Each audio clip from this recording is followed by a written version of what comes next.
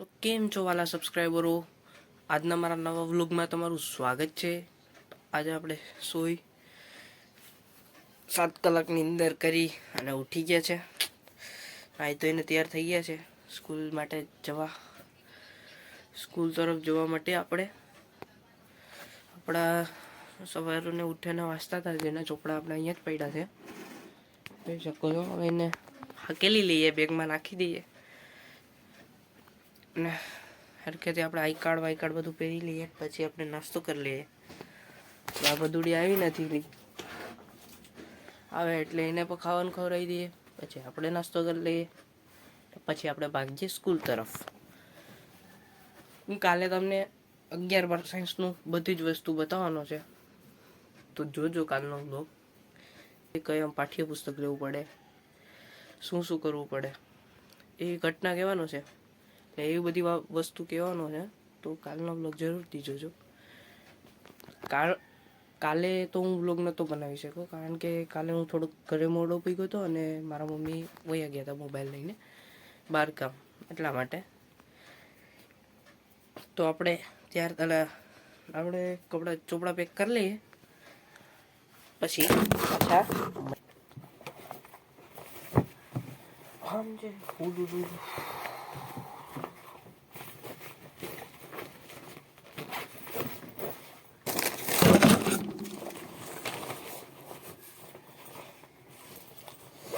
તો આપણા ચોપડા પેક થઈ ગયા છે। પાણીની બોટલ કાઢી લઈએ, જે ભરી લઈએ। ભાઈ તડકા પડે ભાઈ, કઈ ઘટે નહીં હો।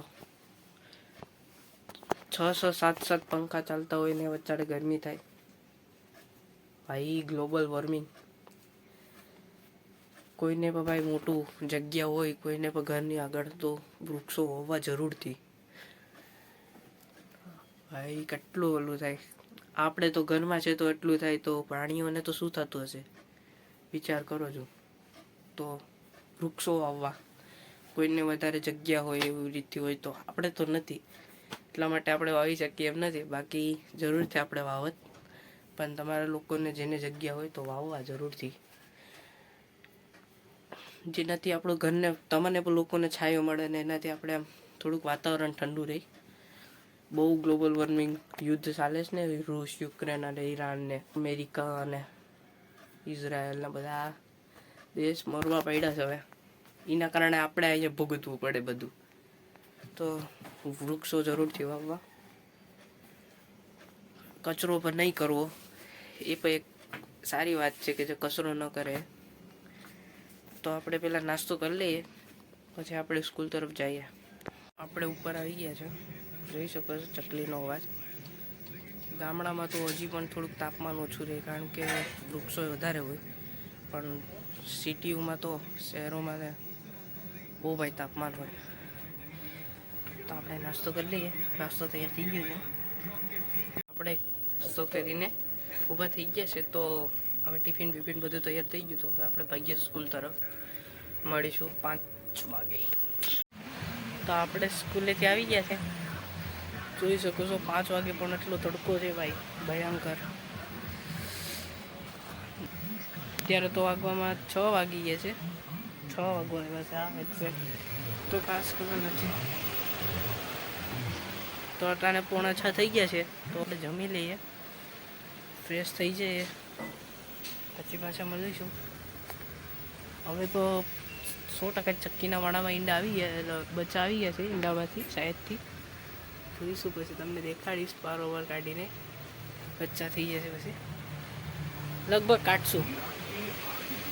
અત્યારે ઘરના તો એવી રીતે કંઈક એને અડાય નહીં બચ્ચાને, પણ હવે જોઈશે। તો પહેલાં આપણે ફ્રેશ થઈ જાય, પછી નાસ્તો, તો પહેલાં આપણે હવે ફ્રેશ થઈ જાય પછી જમી લઈએ, પછી પાછા મળીએ। તો આપણે જમીને ઊભા થઈ ગયા છે, હવે આપણે જવાનું છે વાળ કપાવવા। લાલુ થઈ ગયા છે વાળ, તો જઈએ વાળ કપાવવા। કેટલા સમયથી નથી કપવા, મહિનો દિવસ થઈ ગયા છે, મહિનો દિવસ ઉપર થઈ ગયો છે વાળ નથી કપવા એને। કાલે રવિવાર છે, કાલે આ રવિવારે અમને JEE નથી, આ રવિવારને હવે ઓલા આવતા રવિવારે હશે. અમારે એવી રીતે હોય કે 15 દિવસ પછી જે રવિવાર આવે ને એ રવિવારે અમને JEE પખવાડિયે JEE ટેસ્ટ હોય 300 માર્ક્સની, 360 માર્ક્સની, 460 માર્ક્સની. તો આપણે વાળ કટિંગ કરવા જઈએ. આપણે વાળ કપાવવા જતાં ક્યાં ઘરના કીધું કે આજ શનિવાર છે એટલે વાળ તો નહીં કાપે, દુકાન નહીં ખુલી હોય. હું જોવા ગયો તો દુકાન હકીકતમાં બંધ હતી, શનિવાર છે એટલા માટે. તો મને એક યાદ આવ્યું કામ કે બુકમાં એન્ટ્રી પડવાની બાકી છે, તો એન્ટ્રી પડાવી આવીએ આપણે. અમારે સ્કોલરશીપ 11માંની આવવાની હોય એટલે જોઈએ, સર કહેતા હતા ચેક કરાવી લેજો.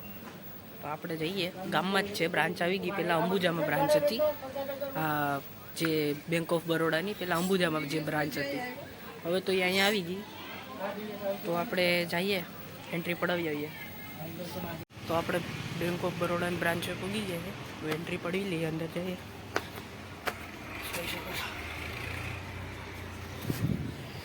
તો આપણે એન્ટ્રી પડાવી લઈએ. પછી બુક તો એન્ટ્રીમાં ગઈ છે, હવે મશીનની અંદર મૂકેલી છે. જોઈએ હવે ફીસ જમા થઈ ગઈ કે નહીં. તો આપણે બુકની એન્ટ્રી પડી ગઈ છે અને પૈસા જમા થઈ ગયા છે, વાંધો નહીં. ચાલો, પૈસા તો જમા થઈ ગયા. હવે ઘર સાઈડ પાછા ભાગીએ. જોઈ શકો છો બ્રાન્ચ બેંક ઓફ બરોડાની. આ પહેલાં જૂની સ્કૂલ હતી. આ પહેલાં જ્યાં બ્રાન્ચ અહીંયા આવી ને ત્યાં બહુ સ્કૂલ હતી. આમ ત્યાં પહેલાં સ્કૂલ હતી, અહીંયા બ્રાન્ચ આવીને ત્યાં. હવે આ બેંક ઓફ બરોડા બની ગઈ છે. આપણે એન્ટ્રી પડવીને ઘરે આવી ગયા છે અને સાથે દૂધ પર લઈને જ આવ્યા, કારણ કે ખોટો પછી પપ્પાને ધક્કો ન ખાવો પડે માટે દૂધ પર સાથે લેતા જ આવ્યા હતા. બુકમાં એન્ટ્રી પડી ગઈ. અમારે જે ટ્યુશન સહાયની સ્કોલરશીપ આવે તે આવી ગઈ છે. અહીંયા ચૂલો સળગાવવાના છે, બારોબાર ગેસની તંગી હોવાથી બધા આમ જોવું તો એટલે ગેસની તંગી તો આપણે જો કે નથી, પણ અહીંયા અમે તો બનાવતા જ હોય. કોઈક દિવસ ગેસ ઉપર બનાવતા હોય. તો આજે ચૂલો દેખાડીશ તમને, એટલે આમ દેશી સ્ટાઇલથી બધું રોટલાને ગળે ચૂલો દેખાડું છું, જે સળગાવવાના છે અત્યારે. જોઈ શકો છો આવી રીતે બધી ચૂલાની તૈયારી થઈ ગઈ છે, ખાલી સળગાવવાની જ દેરી છે. આપણા કાલુભાઈ ઉગતા છે, કાલુ ઉતો છે, જેને પણ આપણે કાયમી સવારના ખાવાનું ખવડાવીએ. હું તો ભાઈ રસ્તામાં કૂતરાઓને ખાવાનું દેતો જ જાઉં. હું તો ઘરેથી નીકળું ને તો જ્યાં સુધી હું ઝાપા સુધી જાઉં ને તો 3-4 રોટલી મારા હાથમાં હોય જ. કૂતરાઓને દેતો જ જાઉં. કાયમીનું છે મારું. એ પણ ખાઈ ને બિચારા દઈ દેવાનું. ચૂલો સળગાવી દીધો છે, જોઈ શકો છો તમે ચૂલો. પેલાની યાદો ભાઈ તાજી થાય નહીં ભાઈ. ચૂલાથી ભાઈ ગેસ કરતાં ચૂલો બેસ્ટ છે જોઉં ને તો. પણ પછી આમ પાછા વૃક્ષોને પણ જોવું પડે, એટલે પહેલાંના સમયમાં ક્યાં આટલું હતું ગેસ કે કાંઈ. ચૂલો જ વાપરતા ને બધા લાકડાનો. અત્યારે ગેસની યુદ્ધને હિસાબે ગેસની બધી તકલીફ થઈ ગઈ ને, ગેસ પેટ્રોલ બધું, એટલે લિમિટમાં વાપરવું ભાઈ બધું વસ્તુ. તો હું આજનો બ્લોગ અહીં જ એન્ડ કરું છું. જો ગમે તો લાઈક, શેર અને સબસ્ક્રાઈબ કરજો.